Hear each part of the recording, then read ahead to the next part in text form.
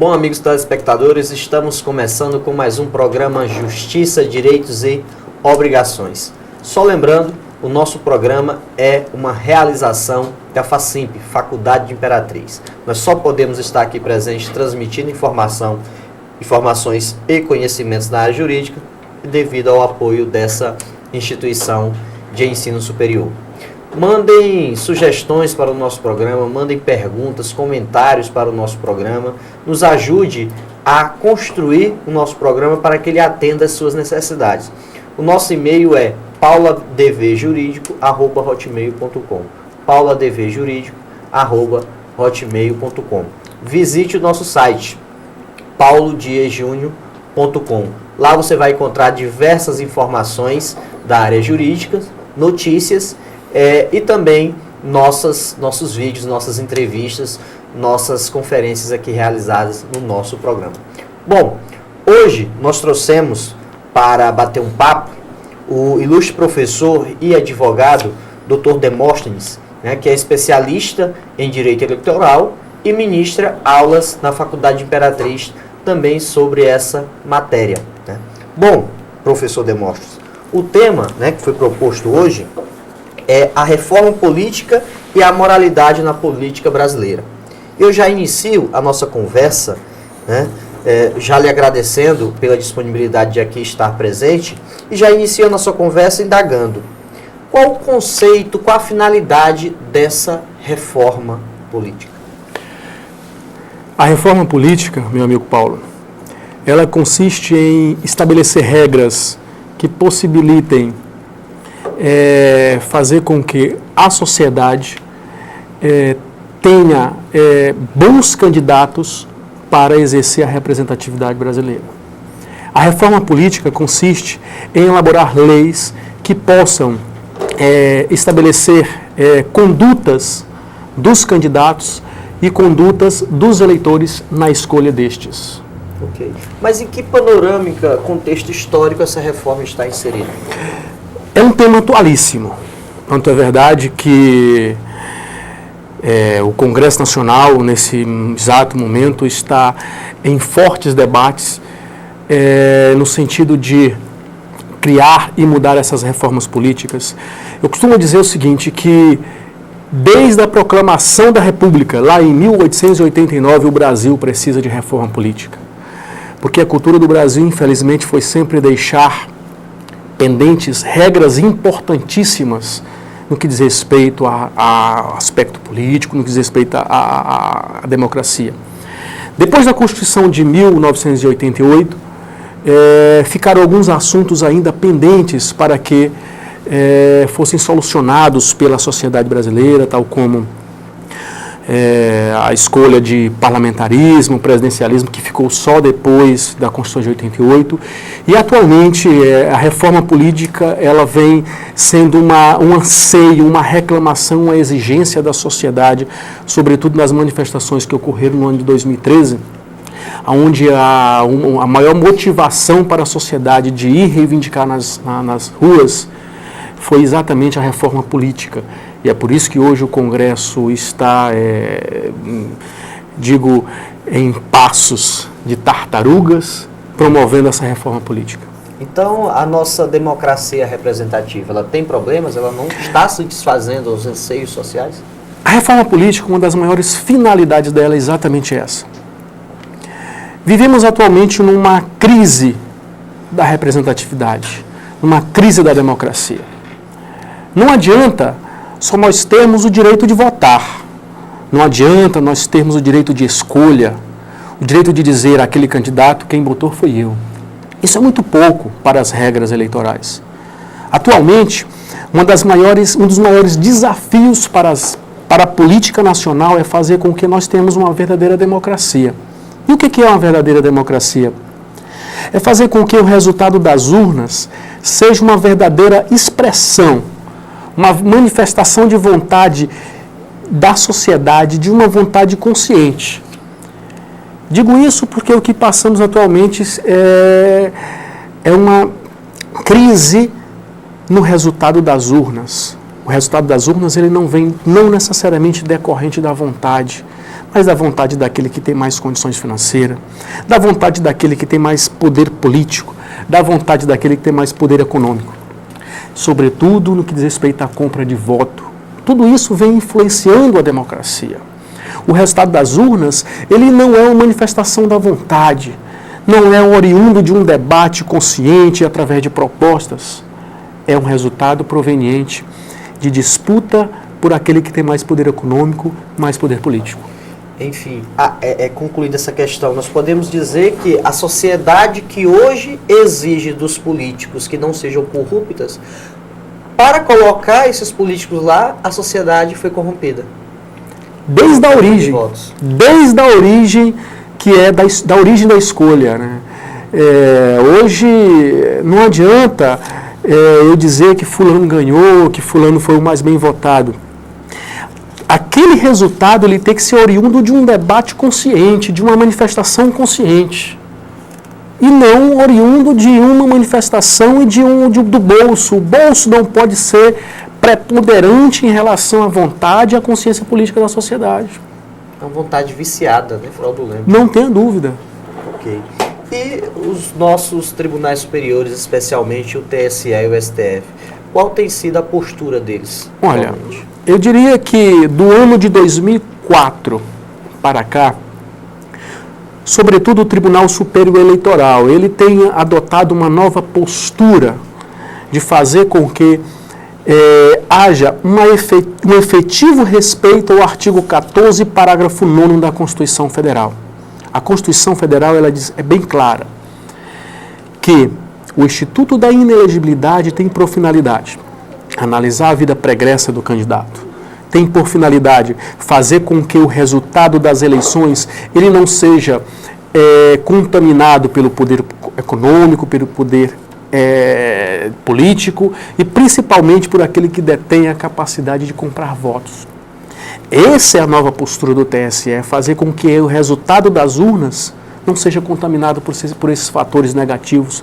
E por isso que de 2004, de 2003 para cá, os tribunais ele têm adotado uma nova postura no sentido de enrijecer, de interpretar as regras eleitorais de um modo mais rígido, no sentido de implementar a moralidade nas suas decisões.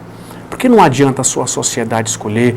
A partir de então, a postura do TSE é a seguinte: eu vou ajudar a sociedade a escolher bons candidatos. E de que modo eu ajudo?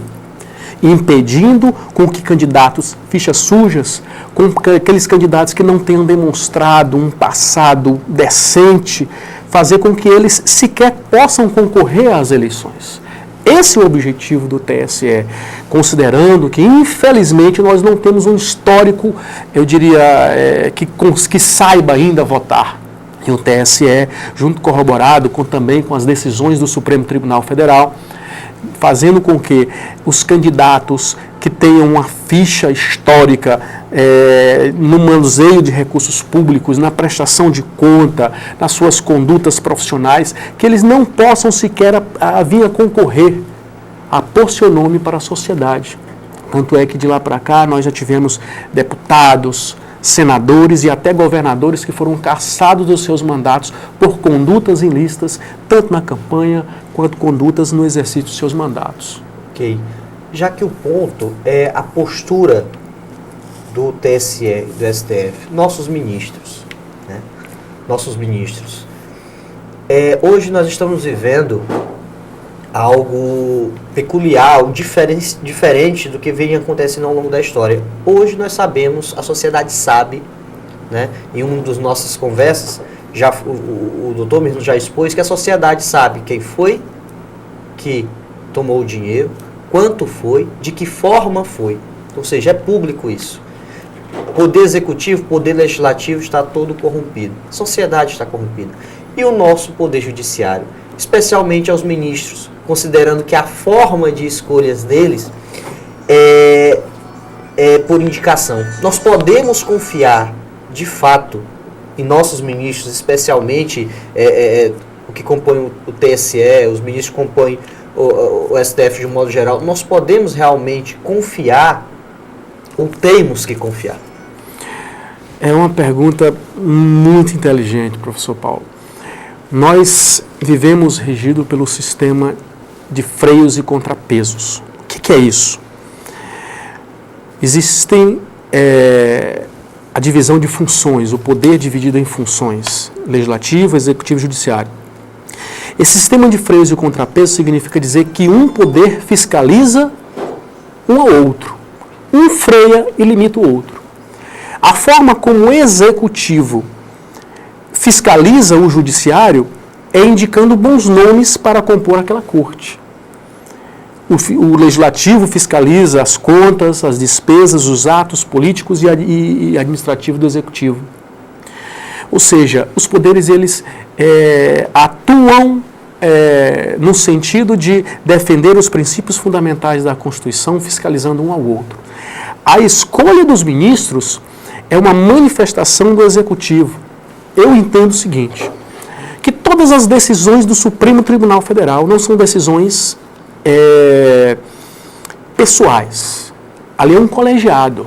O ministro, caso venha proferir uma decisão, ele tem que estar adstrito à lei, tem que estar relacionado com a prova de cada processo específico que lá tramite. E o maior fiscal dos ministros é a sociedade. Por isso que ele não vota sozinho, ou seja, um entendimento pessoal, um entendimento particular, um entendimento partidário de um ministro, ele não pode preponderar, porque a decisão não é pessoal, a decisão é colegiada. E eu entendo, Paulo, que essa possibilidade de não ter ele o poder de decidir sozinho traz uma confiança. É um assunto extremamente polêmico, porque eu acho que, sobretudo, se o ministro chegou naquela corte, ele carregou consigo um histórico profissional, um histórico moral para chegar ali. Eu acho que o primeiro passo é confiar. Depois de um caso concreto, de provas concretas, é que se desconfia. E nós vivemos nesse sistema de freios e contrapesos em que o executivo indica. Porém, nós temos a felicidade de que a decisão não é pessoal, é colegiada. Eu acredito que esse sistema de um fiscalizando o outro é bem-vindo, né, é salutar. Nós tivemos, né, há pouco tempo, né, e ainda está acontecendo, o processo do mensalão. Nós tivemos aí o ministro Joaquim Barbosa, que foi relator, né, desse processo, e a sociedade, né, a classe média baixa, supervalorizou esse ministro em razão da atuação firme dele.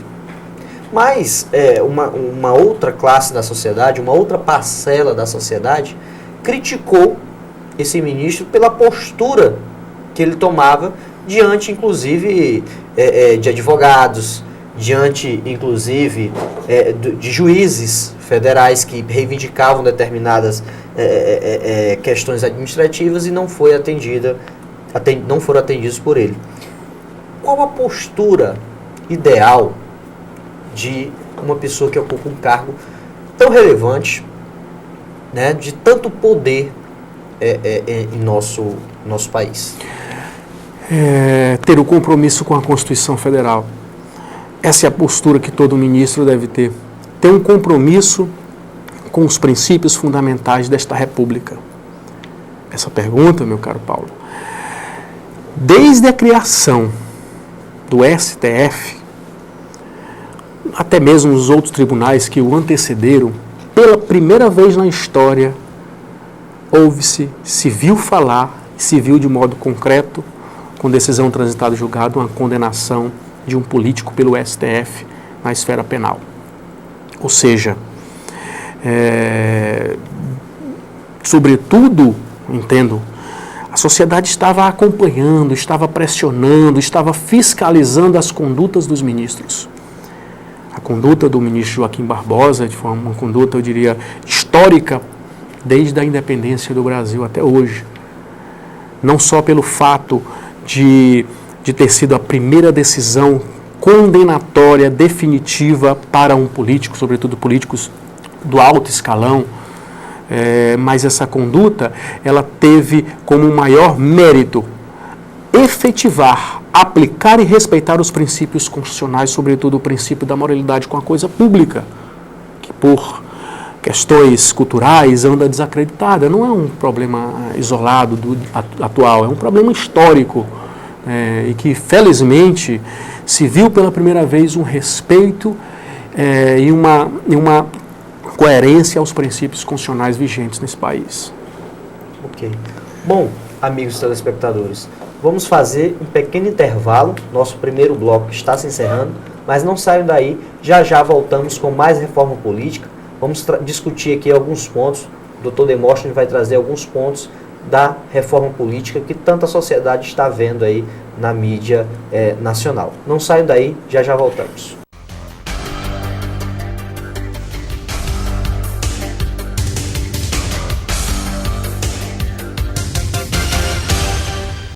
A Clínica da Imagem oferece a você tecnologia de ponta, com eficiência e rapidez nos diagnósticos. Conta com corpo clínico especializado.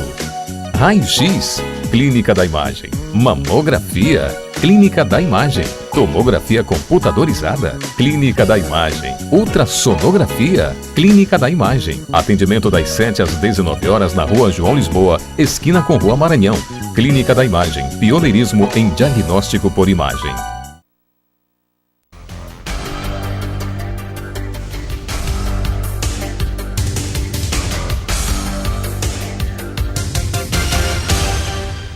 Bom, amigos telespectadores, voltando aqui com o segundo bloco do nosso programa, Justiça, Direitos e Obrigações. Só lembrando, nos ajude a construir o nosso programa, a melhorar o nosso programa. Mande e-mails, mande comentários, mande suas críticas e sugestões para pauloadvjurídico@hotmail.com. E também acesse o nosso site, lá vocês encontrarão vídeos de entrevistas, palestras, paulodiejunho.com. Tá? Muito obrigado, vamos continuar aqui com o Dr. Demóstenes. Bom, Dr. Demóstenes, as principais propostas dessa reforma política. Reforma no sistema eleitoral, reforma no sistema proporcional. Antes de falar da reforma, gostaríamos que o senhor pudesse nos falar desse sistema proporcional. O que é esse sistema? Como que funciona atualmente? Falar em reforma, amigo Paulo, significa mexer nas regras e, sobretudo, nos interesses dos próprios parlamentares. Ou seja, é algo extremamente complexo e que, por essas mudanças afetarem os seus próprios interesses, as suas próprias formas de atuar na política, é que se gera toda essa polêmica. O sistema proporcional é hoje um dos mais criticados pela doutrina, pelos próprios tribunais a nível nacional e a nível mundial. O sistema proporcional é aquele sistema que possibilita com que um candidato com pouco voto seja eleito, enquanto que um candidato com muito voto não seja eleito. Porque no sistema proporcional se vota no partido, se vota na legenda. E, infelizmente, é um sistema, eu diria, seriamente comprometido, porque a sociedade não conhece das regras, não sabe as consequências dos seus votos, não sabe o efeito e como é dividido o voto para a composição e distribuição das cadeiras do poder. E esse sistema proporcional é exatamente essas regras que distribuem as cadeiras, que distribuem os votos e que distribui o poder em si. E o fato de você ver um candidato com pouco voto sendo eleito, de um certo modo, contamina e prejudica a representatividade, sobretudo considerando que hoje nós temos os partidos políticos estão, eu diria, quase que falidos na sua essência e na sua finalidade democrática. E a nossa sociedade, quando ela vota em quem? No candidato ou no partido? Ela tem aquele amor, aquele ideal pelo partido? Nós vivemos isso, a sociedade brasileira? Atualmente, não é possível se perceber, não é possível se visualizar uma ideologia clara dos partidos políticos. O que é partido político, amigo? É um conjunto de pessoas que comungam da mesma ideia, que comungam do mesmo pensamento político. Reúnem-se através de um partido e vão buscar defender essas ideias, essas ideologias. Infelizmente, hoje nós não podemos mais identificar as ideologias partidárias. A ideia originária do sistema proporcional era que se vote na ideia, se vote naquele partido. Porém, como hoje não conseguimos identificar essas ideias, o sistema proporcional ele perdeu a sua finalidade, a sua essência. Uma vez que hoje, infelizmente, os partidos políticos, sobretudo aqueles partidos menores, o que se vê é a venda de legenda, é a venda de tempo na televisão, é a venda de vagas para disputa, tudo isso são práticas que infelizmente fez com que os partidos políticos perdessem a sua essência e que a sociedade hoje não conhece, que ela vota no partido e que o voto no partido é que vai influenciar o resultado das eleições. Ok. E existe proposta de mudança nesse sistema proporcional? Sim, hoje uma das propostas mais polêmicas, que inclusive está sendo debatida atualmente no Congresso, é a questão do voto distrital. Hoje o voto distrital é um tema, eu diria, inovador para a política nacional, onde nós não iríamos, o candidato ele não iria mais representar todo o Estado, ele iria representar pequenos distritos. Só quem iria votar nele seriam as pessoas daquele distrito, ou seja, as pessoas mais próximas. Existe existe pessoas contra esse sistema distrital, porém é um sistema particularmente, um posicionamento pessoal, eu diria, extremamente benéfico para a sociedade brasileira, uma vez que as campanhas ficariam mais baratas, a sociedade estaria mais próxima dos seus representados, nós acabaríamos com aquelas hipóteses em que candidatos seriam eleitos por um lugar onde ele nunca pisou, onde ele não conhece das problemáticas, das dificuldades daquela localidade. Ele representa, como que ele representa se ele não conhece as problemáticas? O voto distrital, você iria votar naquele candidato próximo, não aquele candidato que só aparece naquele município no período eleitoral, aquele candidato que consegue manter um grupo político e de lá, sem conhecer as suas problemáticas, tenha voto. O voto distrital iria, por exemplo, acabar com essas problemáticas, com essas pendências na democracia brasileira. Isso poderia gerar a questão do fim das coligações. Isso é uma proposta? É um outro tema bastante polêmico de reforma. O fim das coligações. Hoje, a finalidade das coligações é que os partidos podem se unirem para formar um único bloco de disputa. A finalidade principal das coligações é, sobretudo, para aqueles partidos pequenos, porque hoje cada partido ou coligação precisa alcançar o coeficiente eleitoral. A cada coeficiente eleitoral alcançado é uma vaga conquistada. E muitas das vezes os partidos pequenos não conseguem sozinhos alcançar esse coeficiente para conseguir conquistar uma vaga. E aí eles se unem aos demais partidos a fim de que os votos sejam somados para a conquista das cadeiras. Eu diria que hoje uma das finalidades, caso ocorra o fim das coligações, os partidos pequenos irão se extinguir automaticamente e lentamente. Ok. Na Câmara, nós já sabemos que foi aprovado pela Câmara dos Deputados o fim da reeleição, né, para, salvo engano, para prefeito, governador, presidente, já foi aprovado na Câmara dos Deputados. Isso, na sua visão, doutor, é bom ou é ruim? Uma discussão extremamente polêmica, sobretudo porque lida com interesses. Amigo Paulo, já que você perguntou pensamento, posicionamento pessoal, eu entendo o seguinte, que a reeleição, ela se faz necessária, porque, infelizmente, quando se chega ao poder, passa-se muito tempo organizando a casa.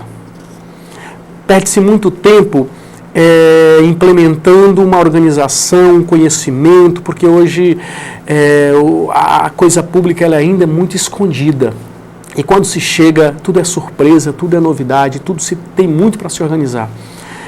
Significa dizer que um único mandato é muito pouco tempo para você conseguir implementar efetivamente uma política pública. Uma política na economia, na saúde, na educação. 4 anos ou 5 anos, às vezes é muito pouco para você conseguir chegar até o ciclo final daquela proposta, o ciclo final do resultado de uma estrutura política montada. Essa é a vantagem da reeleição. Se a sociedade concordou, se a sociedade achou por bem e confirmou que aquela política foi correta e foi adequada, a sociedade reelege. Agora, o grande problema é que a reeleição ela é utilizada sobretudo com a influência do poder. E isso pode, às vezes, gerar aspectos negativos. Mas a reeleição em si, eu entendo particularmente que ela é benéfica, uma vez que, sobretudo no aspecto econômico, um mandato é muito pouco para conseguir concluir e implementar efetivamente uma política. Seria possível aumentar, então, o tempo de mandato? A discussão atual é exatamente essa, é reduzir acabar com a possibilidade de reeleição e aumentar o mandato em vez de 4 para 5 anos. Essa é a discussão que tramita no Congresso, que já foi aprovada na Câmara dos Deputados e que necessita, como é uma emenda constitucional, que necessita de um quórum qualificado, 3/4, que necessita de aprovação em 2 turnos, ainda está em discussão, já teve a primeira aprovação na Câmara dos Deputados, se a discussão ainda será alvo de muitos debates e alvo de muitas críticas a nível nacional, Paulo. Ok. E o financiamento de campanha. Qual a proposta, né, que existe com relação a esse tema? É um tema, eu diria, tormentoso, porque a corrupção no poder público, particularmente, eu entendo que começa nas campanhas eleitorais. Aquele que financia, aquele que patrocina a campanha de um determinado candidato, doando milhões. Hoje uma campanha presidencial, é público, está lá no site do Tribunal Superior Eleitoral, uma campanha presidencial, ela não custa menos do que 200, 300 milhões. Todo esse dinheiro ele vem patrocinado de grandes empresas. A maior prova disso foi os escândalos ocorridos na Petrobras, onde as maiores empresas desse país foram exatamente aquelas que mais patrocinaram os candidatos e foram exatamente aquelas que mais se beneficiaram dos contratos públicos. A proposta de mudança do financiamento, de mudança das regras de financiamento de campanha pública é exatamente por isso, para fazer com que se tenha regras claras, regras definidas que limitem o financiamento privado. E uma das propostas é fazer com que, a campanha vai ser financiada pelo poder público. Uma proposta que necessita aí ser seriamente, rigorosamente regulamentada, a fim de que a gente, em vez de melhorar, possa prejudicar as regras. E esse é um debate extremamente polêmico, porque lida e vai trazer repercussão direta nos interesses dos parlamentares, nos interesses das campanhas e, sobretudo, nos interesses das empresas que financiam com valores altíssimos as campanhas dos políticos. Mas será que, se nós transferirmos, né, essa, vamos dizer, responsabilidade, né, porque as empresas não têm essa responsabilidade, se elas fazem essas doações, nós já sabemos que é esperando um retorno futuro de quem foi eleito. Mas se esse financiamento sai da iniciativa privada e vai para o público, nós sabemos que o dinheiro que é utilizado lá é da sociedade. Então não seria transferir um ônus para a sociedade, né, com menor poder aquisitivo para financiar essas campanhas? Olha, hoje já há um financiamento público. Quando o candidato tem um horário gratuito na televisão, quando existe o fundo partidário que ajuda nas despesas dos partidos políticos, uma garantia constitucional lá do artigo 17, isso já é um financiamento público. A questão de tirar dos cofres públicos o financiamento para as campanhas, o aspecto positivo seria fazer com que não haveria mais empresas privadas patrocinando para querer interesses no futuro. Esse seria o aspecto positivo.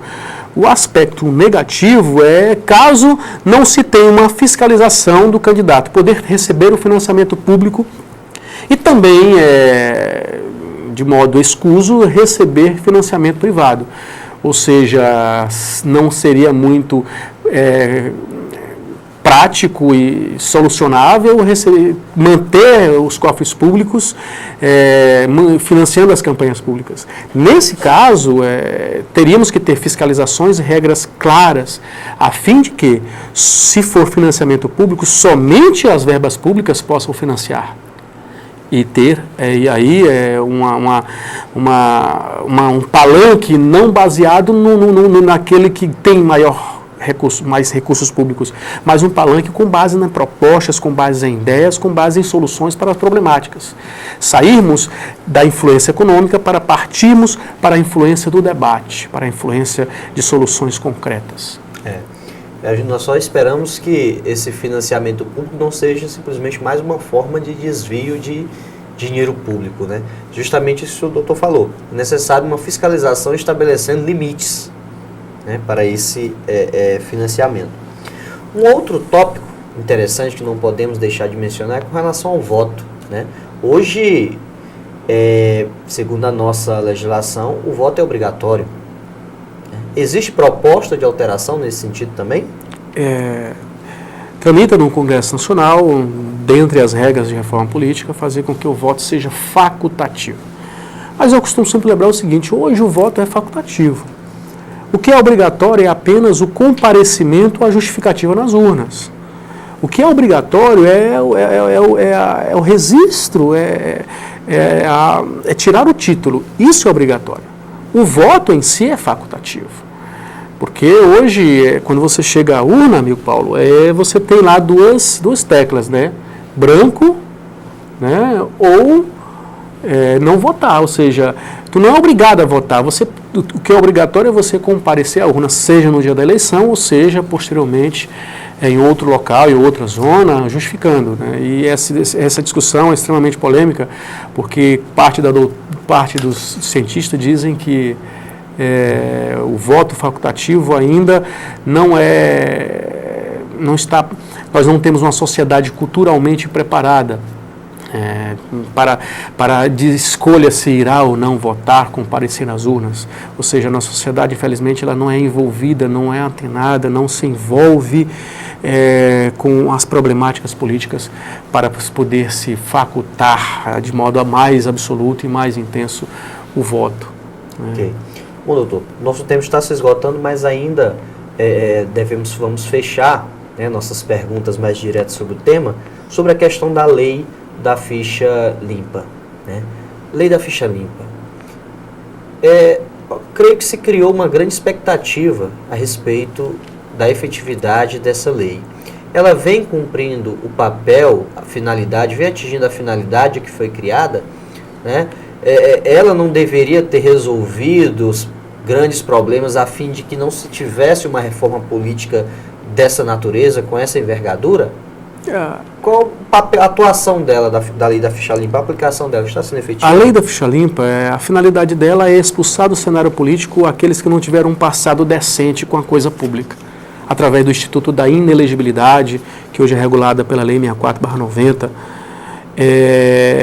A lei da ficha limpa ela foi aprovada no ano de 2010, o STF disse que ela teria vigência a partir das eleições de 2012, e o resultado prático da lei da ficha limpa, a sociedade vai começar a experimentar aos poucos, porque nós temos uma legislatura de 4 anos e aos poucos a sociedade vai sentir o afastamento daqueles políticos que tiveram contas rejeitadas, que foram condenados tanto na esfera de improbidade quanto na esfera penal. E eu digo que a lei da ficha limpa é hoje uma das maiores esperanças da moralização da política nacional. E eu acredito que eu particularmente deposito uma grande confiança na efetivação dessa lei, sobretudo se os nossos tribunais regionais eleitorais respeitem-a, fazendo com que tenha-se um foco na moralidade, no respeito à coisa pública, na decência, no manuseio de verbas públicas e do interesse público. Bom, doutor Demóstenes, digo logo que foi um prazer recebê-lo aqui no nosso programa. De logo já deixo o convite para em outras oportunidades nos poder brindar com o seu conhecimento, com suas informações. Fique à vontade para fazer suas conclusões finais. Amigo Paulo, eu digo o seguinte, não é possível se ter um desenvolvimento de um povo sem a política. O pior não é o analfabeto que não sabe ler ou escrever, o pior é aquele analfabeto político. Aquele analfabeto que não sabe que o valor do feijão, o valor da gasolina, que a saúde, que o posto de saúde, que as escolas, tudo depende da política. Ou seja, não adianta a sociedade virar as costas, não tem interesse pela política, porque a política é elemento essencial de desenvolvimento social. Ok. Bom, amigos telespectadores, obrigado pela companhia, obrigado pela participação e até a próxima, com mais novidades, mais informações para os senhores. Muito obrigado.